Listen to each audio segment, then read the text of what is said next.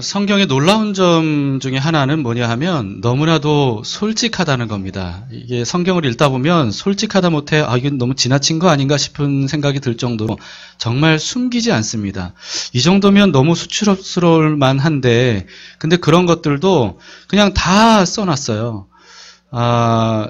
이 기독교의 근간이 되는 게 성경이잖아요. 그러니까 이제 어느 정도 이게 좀 기독교를 미화하려면 좀 숨길 것들은 숨기고 또 드러낼 것들은 좀 더 아름답게 포장해서 드러내고 그래야 될 텐데 성경은 전혀 그렇지 않더라는 거죠.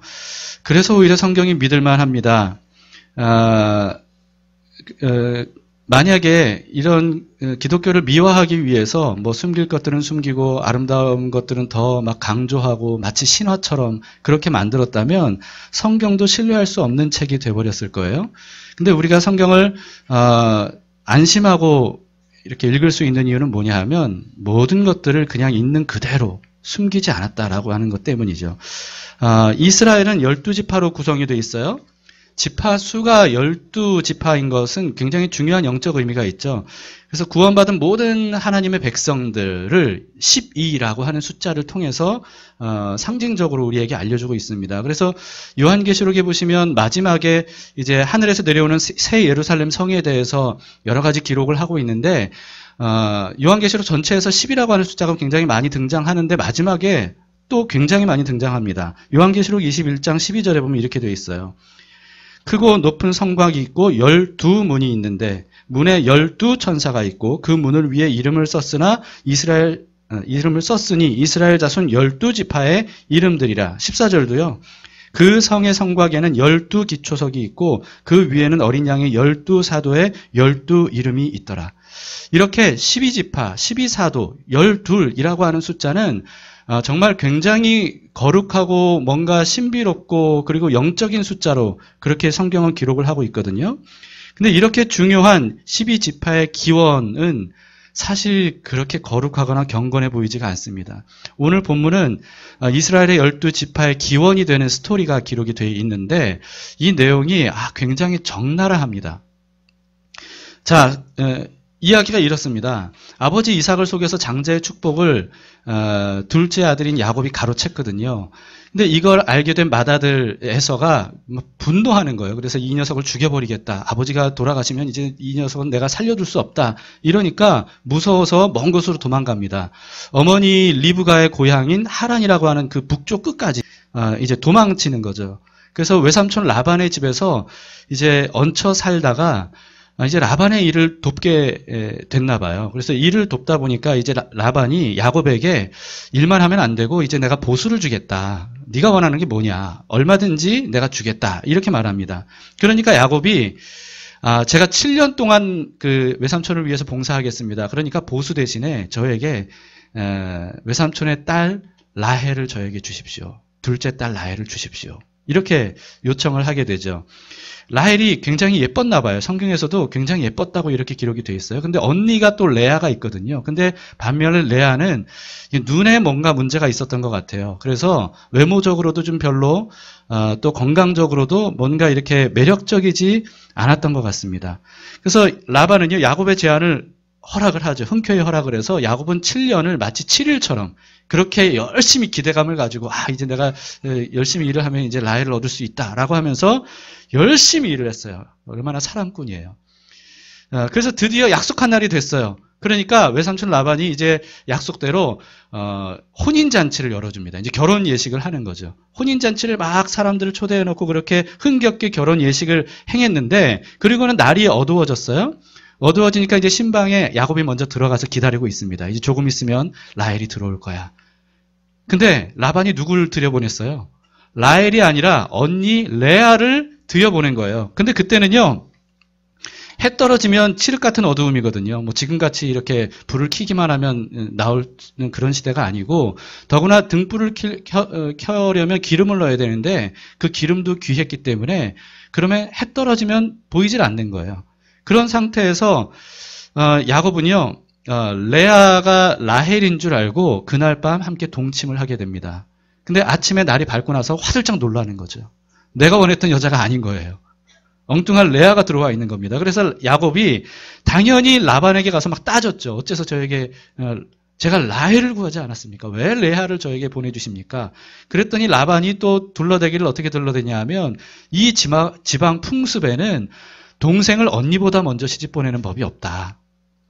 이렇게 둘러댑니다. 아니 그러면 진작 얘기를 하든지. 그런 얘기를 안 하다가 일 저지르고 난 다음에 이제 그렇게 얘기를 하는 거예요. 참 이런 거 보면 레아가 얼마나 불쌍한지 몰라요. 레아는 아무 잘못도 없는데. 그리고는 라반이 뭐라고 얘기를 하냐면 라반과 결혼하려면 나를 위해 7년을 더 일을 해달라. 그러면 내가 라헬도 주겠다. 7일 후에 주겠다. 이렇게 얘기를 합니다. 그래서 야곱이 어쩔 수 없잖아요. 라헬과 결혼하고 싶은데 그래서 다시 또 계약서를 쓰는 거예요. 그리고는 7일 후에 라헬과 또다시 결혼식을 해서 아내로 맞이하게 됩니다. 여러분 이런 상황이니까 이제 야곱이 졸지에 2명의 아내를 얻었잖아요. 친자매 레아와 라헬 둘 다 얻었는데 그 둘 중에 누구를 더 사랑하겠어요? 당연히 라헬을 더 사랑하겠죠. 레아는 사랑을 받지 못한 겁니다. 아마도 라반이 이렇게 레아를 먼저 야곱에게 보낸 이유는 레아는 아마도 다른 남자들이 데리고 가려고 하지 않아서 그런 건 아닌가. 그래서 이런 때 꼼수를 부려서라도 레아를 좀 결혼시키려고 그랬던 건 아닌가 하는 생각이 들어요. 그러니까 레아가 참 불쌍하죠. 근데 이런 레아를 하나님도 불쌍하게 보셨습니다. 누구에게도 사랑받지 못하는 이 레아. 그래서 하나님께서 라헬보다 레아의 태를 먼저 열어주셔요. 야곱은 당연히 레아보다 라헬과 더 많이 동침했겠죠. 그런데 라헬은 아이를 못 낳는데 레아는 연거푸 4명의 아들을 먼저 낳게 됩니다. 이 당시에 여자가 아내가 아들을 낳는 것, 특히 맏아들을 낳는 것은 굉장한 중요한 일이었거든요. 근데 레아가 거기에 먼저 서게 되는 겁니다. 오늘 본문은 첫 아들을 낳은 레아에 대해서 이렇게 기록을 하고 있습니다. 32절에 보면 레아가 임신하여 아들을 낳고 그 이름을 르우벤이라 하여 이르되 뭐라고 했냐면 여호와께서 나의 괴로움을 돌보셨으니 이제는 내 남편이 나를 사랑하리로다 하였더라. 하나님이 나를 불쌍히 여기셨다는 거예요. 그래서 아들을 나에게 주셨기 때문에 이제는 남편이 날 사랑할 거야. 이렇게 기대하게 됐다는 거죠. 근데 여러분, 레아는 이렇게 장자를 낳은 후에 자기를 이제 남편이 사랑해 줄 거라고 생각했는데, 근데 그러지 않았나 봐요. 그래서 둘째를 낳게 됩니다. 33절에 보면, 그가 다시 임신하여 아들을 낳고 이르되 여호와께서 내가 사랑받지 못함을 들으셨으므로 내게 이 아들도 주셨다 하고 그의 이름을 시므온이라 하였으며, 여기서도 이게 레아의 심정이 느껴지지 않습니까? 내가 사랑받지 못함을 하나님이 들으셨다. 지금까지도 계속 사랑받지 못하는 거예요. 그리고는 또 셋째도 낳을 때도 마찬가지였습니다. 34절에도 그가 또 임신하여 아들을 낳고 이르되 내가 그에게 새 아들을 낳았으니 내 남편이 지금부터 나와 연합하리로다. 그러니까 지금까지도 남편이 날 사랑하지 않는 거예요. 레아의 관심은 온통 어떻게 하면 남편이 나를 사랑해 줄까? 내 동생 라헬보다 나를 더 사랑하게 할 수 있을까? 이건 거죠. 근데 자기가 내세울 거라고는 아들 낳는 것밖에 없는 거예요. 그러니까 한 명 한 명 낳을 때마다 남편이 이제는 날 사랑할까? 남편이 이제는 나를 웃어줄까? 남편이 이제는 나를 더 높여줄 수 있을까? 나와 함께하는 시간을 더 가질 수 있을까? 여기에만 온통 관심을 갖게 되는 거죠. 근데 야곱 남편은 달라지지 않은 것 같습니다. 넷째도 나왔어요. 35절에. 그가 또 임신하여 아들을 낳고 이르되 내가 이제는 여호와를 찬송하리로다 하고 이로 말미암아 그가 그의 이름을 유다라 하였고 그의 출산이 멈추었더라. 여러분 이 말씀을 보면 이제 드디어 레아가 이제 하나님만을 찬송하며 믿음으로 살겠구나 이렇게 생각하기 쉬운데요. 그 이후의 내용을 보면 또 그렇지 않습니다. 레아가 이렇게 4명의 아들을 먼저 낳았죠. 그러는 동안에 라헬은 한 명도 못 낳았어요. 근데 라헬은 어떤 사람이었습니까? 남편의 사랑을 독차지했거든요. 아름다운 외모도 가지고 있었거든요. 그렇기 때문에 남편뿐만 아니라 주변 사람들에게도 인기가 많았을 거예요. 근데 라헬은 언니 레아가 아들을 낳을 때마다 어떻겠어요? 불안한 거예요. 초조한 거예요. 라헬은 라헬대로 스트레스가 막 극심해지는 겁니다. 시간이 지날수록 나는 아들이 안 생겨. 근데 언니는 계속 아들을 낳아. 그래서 이게 스트레스가 너무 극심하다 보니까 라헬이 야곱을 붙들고 막 하소연하면서 나에게 아들을 낳게 하라고 막 그러는 거예요.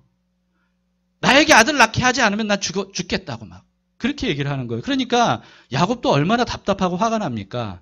그래서 30장 2절에 보면 이렇게 돼 있어요. 야곱이 라헬에게 성을 내어 이르되 그대를 임신하지 못하게 하시는 이는 하나님이시니 내가 하나님을 대신하겠느냐. 왜 나보고 그래? 내가 아들 못 낳게 하는 게 아니잖아. 뭐 이렇게 말하는 거죠.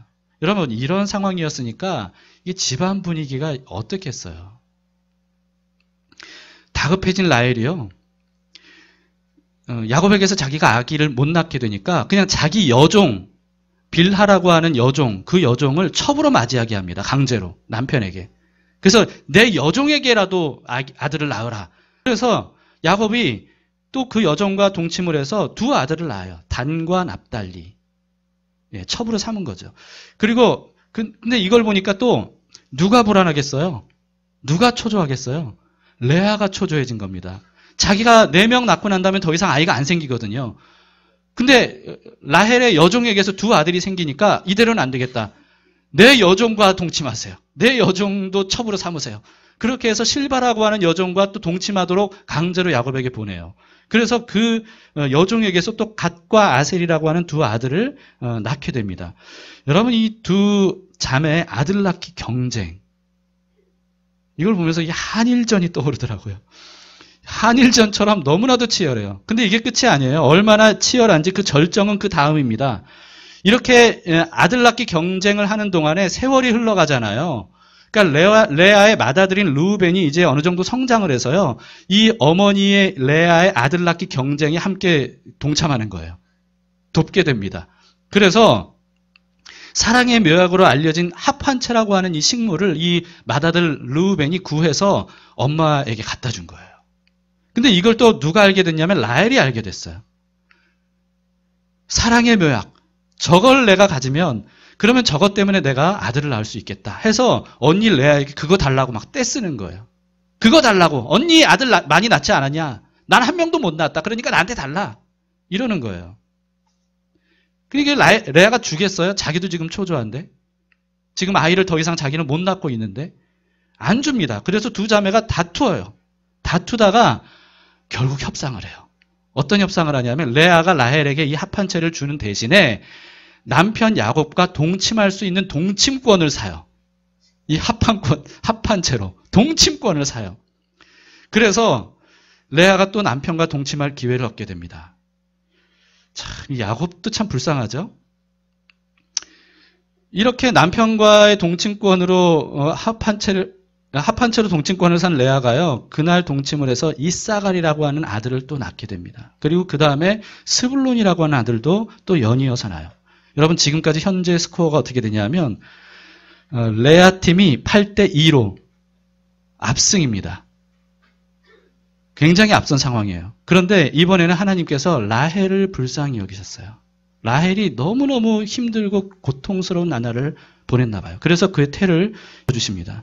그렇게 탄생한 아들이 그 유명한 요셉입니다. 그리고 좀 오랜 시간이 지난 다음에 라헬이 마지막으로 두 번째, 자기가 직접 낳은 두 번째 늦둥이 아들을 낳는데 베냐민인데요. 그 아들을 낳으면서 죽게 돼요. 이렇게 해서 여러분 이스라엘의 12지파의 조상인 야곱의 12아들들이 탄생을 하게 된 겁니다. 지금까지 12아들들에 대한 말씀을 제가 드렸어요. 이 내용을 보면서 이 단어가 생각이 나더라고요. 50명의 국어학자가 뽑은 최고의 신조어. 그게 뭔지 아세요? 웃프다라고 하는 말이래요. 웃프다. 웃긴데 슬픈다 하는 거예요. 이 얘기가 딱 그렇더라고요. 정말 웃기지 않습니까? 근데 참 슬픈 이야기예요. 이 이야기를 보면서 이스라엘이 하나님께 선택된 민족이 될 수 있었던 것은 이게 결코 이들의 어떤 자격이 있어서가 아니구나 하는 그런 생각을 갖게 됩니다. 전적인 하나님의 은혜였기 때문에 참 이렇게 어떻게 보면 참 인간적으로 보기에도 우픈 이러한 상황 속에서 12지파가 탄생이 되고 이스라엘이 건설될 초석이 마련됐다는 게 이게 참 아이러니한 것 같아요. 여러분 이렇게 이들은요 하나님의 은혜를 받은 사람들이었습니다. 근데 당시 이들 중에 행복한 사람이 있었을까요? 라헬이 행복했겠습니까? 레아가 행복했겠습니까? 야곱이 행복했겠습니까? 하나님의 은혜를 받은 사람들임에도 불구하고 아무도 행복하지 않았을 거예요. 이걸 보는 라반도 행복했겠습니까? 행복하지 않았을 거예요. 아무도 행복할 수가 없었던 겁니다. 레아는 아들을 낳았어요. 아들을 많이 낳았어요. 라헬은 남편의 사랑을 독차지했고 아름다운 외모를 가지고 있었어요. 야곱은 4명이나 되는 부인을 얻었고 그 당시에 재산이라고 할 수 있는 많은 아들들을 얻었어요. 그럼에도 불구하고 이들은 이렇게 가족임에도 불구하고 서로가 서로에게 정말 부담스럽고 힘겨운 그런 상대였을 겁니다. 여러분, 이럴 수밖에 없었던 이유는 야곱과 레아와 라헬 모두 사람에게서 만족을 얻으려고 했기 때문입니다. 이 사람이 나를 행복하게 해줄 거야 라고 하는 생각 때문이었어요. 남편이, 아내가, 아들이 나를 행복하게 해줄 거야 라고 하는 기대감 때문에 이들은 오히려 점점 더 불행해질 수밖에 없었던 거죠. 야곱은 사랑하는 라헬과 결혼하기만 하면 행복할 거라고 기대했어요. 그래서 14년 동안이나 마치 14일처럼 그렇게 기꺼이 일했던 거죠. 레아는 아들을 많이 낳기만 한 야곱이 날 사랑해 줄 거야. 그래서 난 행복해질 수 있을 거야. 그런 기대감이 있었어요. 라헬은 아들을 낳기만 하면 그러면 그걸로 인해 그 아들이 나를 행복해 줄 것이다. 이렇게 기대했어요. 셋 다 원하는 걸 얻었죠? 여러분, 셋 다 원하는 걸 다 얻었습니다. 그럼에도 불구하고 셋 다 행복하지 못했어요. 여러분, 이들의 이야기는 바로 우리들의 이야기입니다. 우리도 우리의 행복을 사람에게서 얻으려고 합니다. 아마 대부분 다 그런 것 같아요. 어릴 때부터 그렇게 자라오고 그렇게 결혼 생활하고 그렇게 늙어가는 것 같습니다. 부모에게서 부모가 날 행복하게 해줄 거야. 연인에게서 이 남자가, 이 여자가 나를 행복하게 해줄 거야. 남편이, 아내가 날 행복하게 해줄 거야. 이 자녀가, 내 이 사랑하는 아들, 딸이 나를 만족시켜 줄 수 있을 거야. 이렇게 생각할 때가 많죠. 그러나 여러분, 그런 기대감이 클수록 점점 더 불행해질 뿐입니다. 왜 그렇죠? 그 상대가 결코 나를 행복하고 만족시켜 줄 수 없기 때문에 그렇습니다. 그러니까 점점 그런 기대감이 크면 클수록, 시간이 가면 갈수록 불만만 더 쌓이게 될 수밖에 없는 거예요. 근데 그럴 때 대부분 사람들은 그 문제의 원인을 나에게서 찾지 못해요. 상대방에게서 찾아요.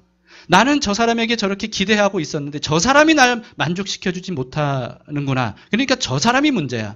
그렇기 때문에 저 사람을 뜯어 고쳐야 돼. 그런 거죠. 그래서 내가 원하는 사람으로 뜯어 고치려고, 내 뜻대로 그 사람을 조종하려고 하는 그런 마음들을 가질 때가 많이 있습니다. 그런데 그런 식으로 문제가 해결이 되더냐 말이에요. 여러분, 이게 남 얘기가 아니잖아요. 여러분들도 그렇게 많이 해보시지 않으셨습니까? 저도 마찬가지고.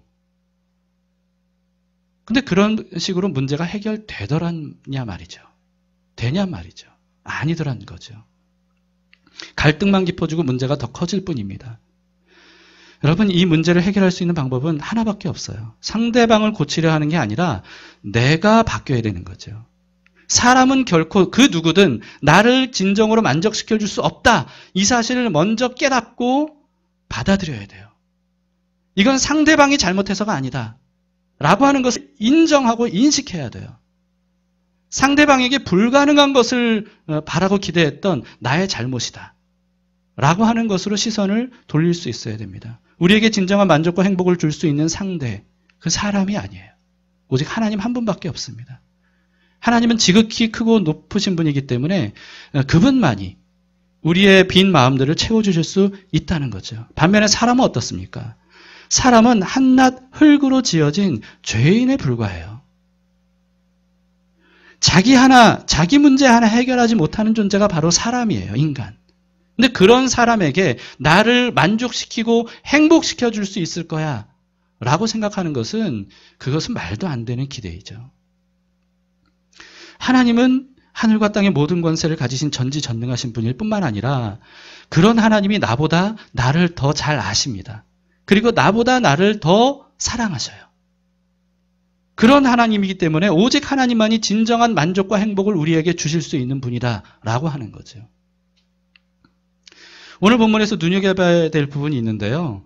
하나님께서 남편에게 사랑받지 못했던 레아를 불쌍히 여기셨어요.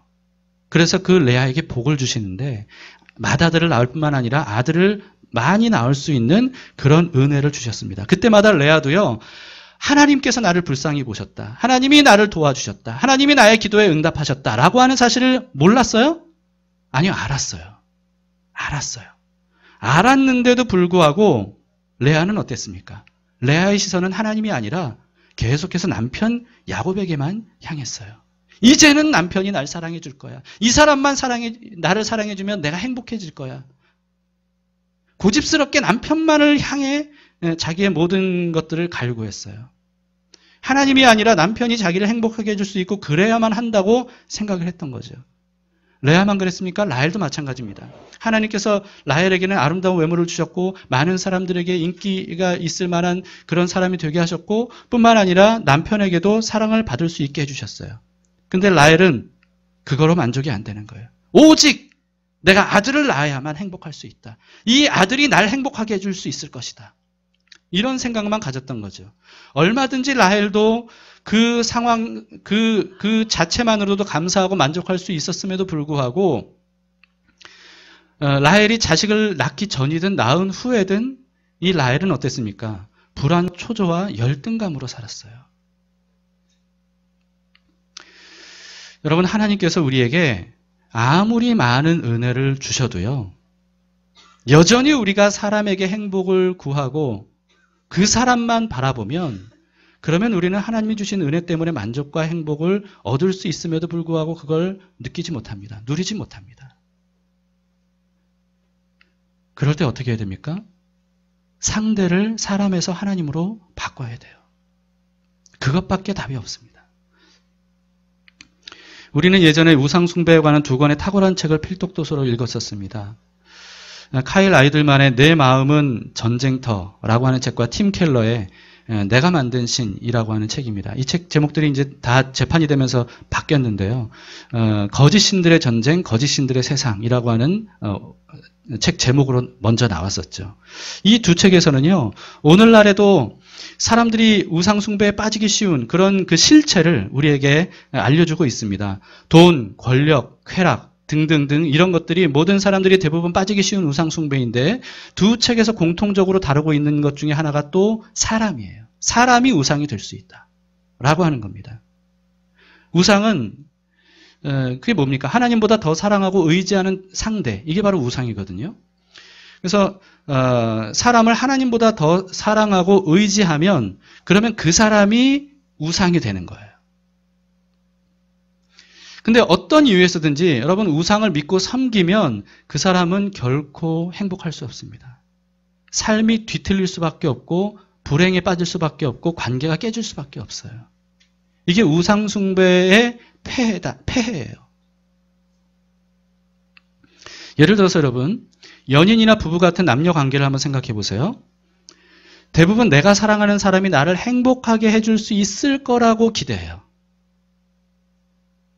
저 사람과 내가 만나면, 저 사람과 사귀기만 하면, 저 사람과 결혼하기만 하면 난 행복해질 수 있을 거야 라고 하는 막연한 기대감을 가지고 있어요. 그런데 그게 바로 우상숭배라는 거예요. 왜냐하면 하나님만 주실 수 있는 것을 하나님이 아닌 사람에게 바라고 있기 때문인 거죠. 그럼에도 불구하고 사람들은 이렇게 생각합니다. 서로 많이 깊이 열심히 노력해서 사랑하기만 하면 그러면 서로가 서로에게 행복을 줄 수 있을 거야. 서로가 서로에게 만족을 줄 수 있을 거야. 그렇게 생각해요. 근데 여러분 그럴 경우에 이게 어떻게 되는 거냐 하면요. 서로가 서로에게 하나님이 되어줘야 되는 그런 감당할 수 없는 짐을 지게 되는 겁니다. 나는 저 사람을 만족시킬 수 없거든요. 저 사람은 나를 만족시킬 수 없거든요. 그런데 우리가 열심히 노력하면 그게 가능할 거야 라고 생각하는 것은 서로를 신이 되도록 요구하는 거예요. 신만이 할 수 있는 걸 요구하는 거니까. 그러니 여러분 이게 얼마나 큰 짐이겠어요. 그 뜻대로 성공할 수 있을까요? 아니요. 성공 못합니다. 성공 못해요. 하나님이 아니기 때문입니다. 그렇기 때문에 그런 기대감으로 서로를 대하다 보면 이게 시간이 지나면 지날수록 실망할 수밖에 없어요. 내 기대감과 다르거든요. 불평과 원망이 자랄 수밖에 없습니다. 그럴수록 한쪽이 막 요구를 더 하는 거예요. 당신 나한테 이렇게 해줘야 되는 거 아니야? 라고 요구가 많아지죠. 그럴 때 상대방은 이게 질식당할 수밖에 없는 거예요. 내가 할 수 없는 걸 자꾸 요구하니까. 그러니까 야곱이 하는 말이 딱 맞는 거예요. 내가 하나님이냐 하는 거죠. 그런 표현을 직접적으로 사람들은 하지 않더라도 그 중압감을 가질 수밖에 없게 되는 겁니다. 그러니 여러분 이게 이럴수록 관계가 좋아지겠냐 말이죠. 오히려 관계가 깨질 수밖에 없다라고 하는 겁니다. 남녀 관계뿐만 아니고 부모 자식 관계도 마찬가지예요. 자녀가 부모에게 과도한 기대를 하고 부모가 또 자녀에게 과도한 기대를 하면 그러면 이게 좋은 열매를 맺지 못합니다. 나쁜 열매를 맺을 수밖에 없어요. 친구 관계도 마찬가지예요. 그러면 여러분 어떻게 하라는 거예요? 그럼 덜 사랑하라는 거예요? 서로 사랑하지 말라는 거예요? 그게 아니라는 거죠. 그게 아니라 사랑하되 다른 방식으로 사랑해야 된다. 라고 하는 겁니다. 카일 아이들먼이요. 아주 잘 정리를 했습니다. 이렇게 책에 썼어요. 제자리를 벗어난 잘못된 사랑으로 구축된 관계, 우리의 삶에서 하나님이 차지해야 할 자리를 대신 차지하고 있는 관계는 결국 그 관계 자체를 파괴한다. 이를 긍정적으로 표현하면 우리는 하나님을 가장 많이 사랑할 때 다른 사람들을 가장 잘 사랑할 수 있다라는 말이 된다. 여러분, 이 부분만 다시 읽어드릴게요. 우리는 하나님을 가장 많이 사랑할 때 다른 사람들을 가장 잘 사랑할 수 있다. 이 말은 정말 중요한 말입니다. 꼭 잊지 마세요. 아이러니하게도요, 어느 누구보다 하나님을 더 사랑하잖아요? 하나님을 최로 사랑하잖아요? 그러면 비로소 다른 사람들을 잘 사랑할 수 있어요. 왜냐하면 하나님과의 사랑의 관계를 통해서 이 사람은 이미 만족과 행복을 얻게 되는 거거든요. 그러니까 만족과 행복을 하나님에게서 얻었기 때문에 다른 사람은, 상대방은 조건 없이 사랑할 수 있는 거예요. 그런데 내가 하나님으로 인해 만족과 행복을 느끼지 못하면 다른 데서도 그걸 얻을 수 없거든요. 그럼 나에게는 이게 막 공허감, 빈 부분들이 많은 거예요. 그러니까 그걸 누구한테 자꾸 요구하는 거예요? 상대방, 사람에게 요구하는 거죠. 그러나 하나님으로부터 이것이 채워진 사람은 사람에게서 그걸 더 이상 요구하지 않습니다. 그렇기 때문에 순수한 마음으로 그 사람을 이제 조건 없이 사랑할 수 있게 되는 거죠. 그래서 여러분 성경에 보시면 하나님께서 지속적으로 말씀하시는 게 뭐냐 하면 배우자든 부모든 자식이든 그 어느 누구보다 하나님을 더 사랑하라. 이렇게 말씀하는 거예요. 하나님을 더 사랑하라. 근데 이걸 표면적으로 보면서 사람들은 오해를 해요. 하나님께서 사람들과 지금 경쟁하려고 하시는 거냐. 근데 그게 아니라는 거예요. 하나님이 우리에게 알려주시는 건 뭡니까? 그래야만, 어느 누구보다 하나님을 가장 최고로 사랑해야만, 그래야만 가족과 타인을 우상 삼지 않고 진정으로 그들을 제대로 사랑할 수 있게 되는 거예요. 한근영 사모의 나는 같이 살기로 했다. 여러분 읽어보신 분들은 아시겠지만요. 제가 아프기 시작하면서부터 이 아내도 정말 많이 힘들어했습니다. 어떻게든 저를 좀 고쳐보려고 정말 애를 많이 썼어요. 그 일념으로. 이전처럼 제가 건강해져야만 된다라는 그런 생각이 가득 차 있었던 것 같습니다. 그래서 모든 노력을 다 쏟아부었어요. 정말. 별의별 치료를 다 받았고요. 그리고 별의별 약들도 다 먹어봤습니다. 근데 제가 별로 좋아지지 않잖아요. 그러면 아내는 막 실망하는 거예요. 절망하는 거예요. 낙심하는 거예요. 매일 저 때문에 전전긍긍해요. 제가 조금 괜찮아지면 좀 괜찮았다가 제가 좀 안 좋아지면 그러면 아내도 막 나락으로 떨어지고. 근데 여러분 그게 이제 사실 남편을 사랑하는 아내의 어떻게 보면 당연한 모습이잖아요. 당연한 모습. 그런데 그래서 이제 저는 아내가 하자는 대로 다 했거든요. 근데 그럴수록 아내뿐만 아니고 저도 이게 마음대로 안 되는 내 몸 때문에 심적 압박감이 굉장히 많았습니다. 내가 괜찮아져야 아내도 괜찮을 텐데. 근데 그게 안 되는 거예요, 그게. 내 마음대로 안 되는 걸 어떻게 해요? 그래서 아내와 저의 관계가 굉장히 어려워졌었습니다. 점점 어려워질 수밖에 없었던 거죠. 근데 그러다가 그 책에 기록된 대로요. 아내가 이제 저에게는 답이 없다는 것을 조금씩 인식하게 돼요. 그러면서 하나님 앞으로 진짜 나아가게 됩니다. 그때부터. 하나님 앞에 진짜 나아가는 거예요. 그전에는 우리는 대부분 그렇잖아요. 하나님 앞에 나아갈 때 벌거벗은 모습으로 안 나가거든요. 그러니까 하나님 앞에 이렇게 정돈된 모습만. 그래서 정죄된 말로. 그렇게 하나님께 나아가는데 아내가 이제 그럴 힘도 없고 정신도 없고 그리고 또 뭐 그러기에는 뭐 너무나도 이제 삶이 피폐해지고 이러다 보니까 이제는 그 가면도 다 벗어 던져요. 정돈되지 않은 모습 그대로 하나님 앞에 날 모습으로 그대로 다 나아갑니다. 그리고는 하나님께 막 쏟아부으면서 기도를 해요. 그런 아내의 마음을 하나님께서 따뜻하게 어루만져 주셨어요. 따뜻하게 어루만져 주십니다. 그 맛을 아내가 본 거예요. 그러면서 말씀과 기도와 경건 서적 이런 것들을 가까이 하면서 하나님을 더 가까이 찾고 더 깊이 만나고 더 하나님과 함께하는 시간들을 갖게 된 거예요. 그러면서 하나님께서 주시는 위로와 소망 이런 것들을 갖기 시작을 하게 되는 거죠. 하나님과의 사랑에 깊이 빠져드는 게 제 눈에도 보이게 됐습니다. 그러면서 황무지 같았던 아내의 내면과 외면의 모습들이 점점 하나님을 통해서 비옥하게 변화되는 것을 제가 보게 됐어요. 하나님이 채워주시는 거죠. 제가 채울 수 없는 것을 하나님이 채워주셨던 거예요. 그러면서 비로소 저를 대하는 모습이 굉장히 편안해졌습니다. 이전에는 제가 제 상태에 따라 좌지우지 됐는데 근데 하나님으로부터 채워지면서 제 몸 상태와는 좌우되지 않고 제 몸 상태에 좌우되지 않고 저를 편안하게 사랑으로 대해주게 된 거죠. 하나님 때문에 감사, 하나님 때문에 행복, 평안이라고 하는 말들이 시작이 되게 된 겁니다. 참 그게 얼마나 감사한지 몰라요. 언제부턴가 제가 혼자 애쓰는 아내에게 제가 이렇게 말을 할 때가 있습니다. 아, 이거 혼자라서 어쩌냐. 이제 그러면 그때마다 아내는 뭐라고 대답했죠? 그때마다 뭐라고 대답했어요? 이렇게 대답했어요. 혼자라니요. 하나님과 함께해요. 주님과 함께해요. 그러면서 웃어주는 거예요. 그러면요. 제가 얼마나 감사한지 몰라요. 내가 채워주지 못한 것을 하나님이 아내에게 채워주고 있구나.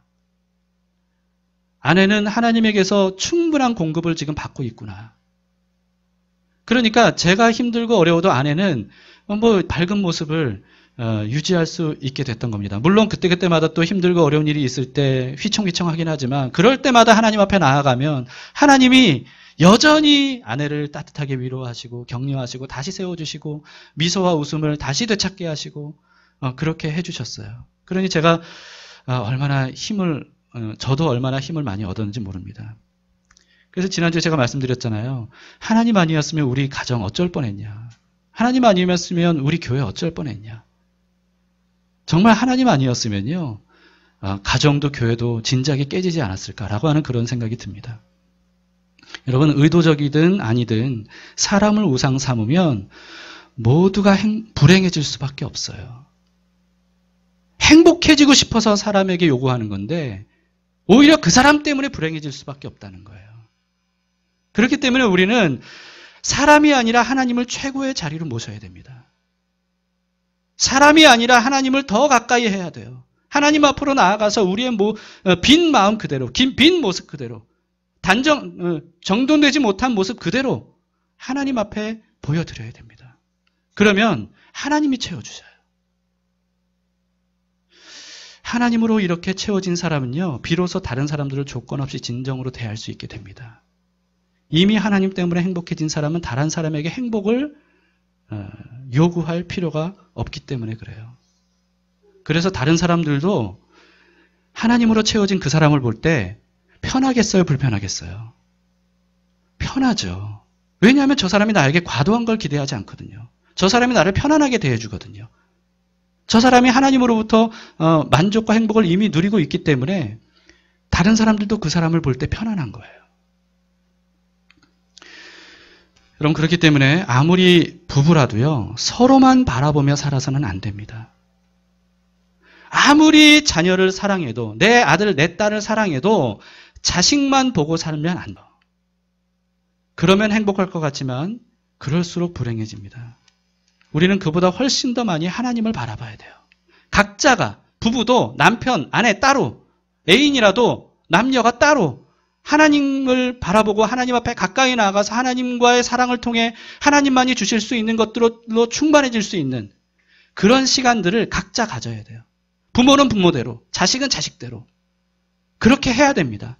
그래야 비로소 진정 하나님만이 주실 수 있는 것들로 채워지고, 그래서 가족들도, 친구도, 연인도, 배우자도 편안하게 대할 수 있는 거예요.